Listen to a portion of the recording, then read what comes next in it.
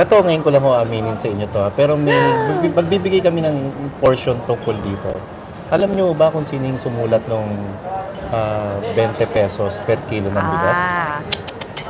Kilala ko yan. Ito ang malungkot na katotohanan. Ako po ang sumulat nun.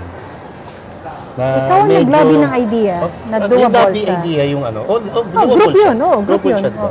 Grupo, 'di ba? Kasi ang ano, pero ang Gumawa ng PR. ng press release nun, Tara! ako po, magbibigay kami ng portion paano namin na balangkas yun. Oo nga. Medyo konsensya ko yun, medyo Yes. burden ko yun, na medyo isang malaking kabiguan yun. At every na time na itinako hinahanap natin. ng tao, dinudumog namin siya sa group chat. sa O group chat, Marlon, ano Marlon, na? eto na.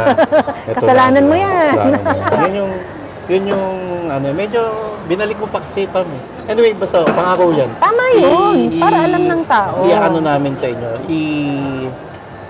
Kung saan- tatalakayin namin sa inyo. Kung saan nabuo ang paano storya. nabuo yung Sino-sino story ng ang mga 20 kilos ng nandun. bigas. Di ba? And sa lahat to, nang napaniwala Hindi, namin, napaniwala ko, pagpasensyahan nyo na ho ako, hindi ko akalain na ito magiging resulta nun. Hindi Na ikaw hindi pala yun. tinupad yung pangako. Hindi ikaw yun, siya. Siya ang Oo, problema, siya, hindi tama. ikaw. Ayan, siya, kaya hindi. Syempre, nung ginagawa ko yung istorya, iba eh.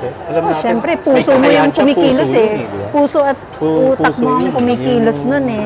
Pero dahil yan, tinapak-tapakan lang, di ba? Yeah. Tapos hindi, napakasimple namang gawin, Marlon. Ba't hindi ginawa? Ano?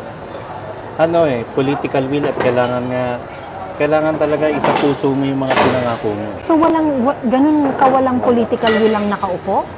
Wala talaga eh. May nakikita ba tayo?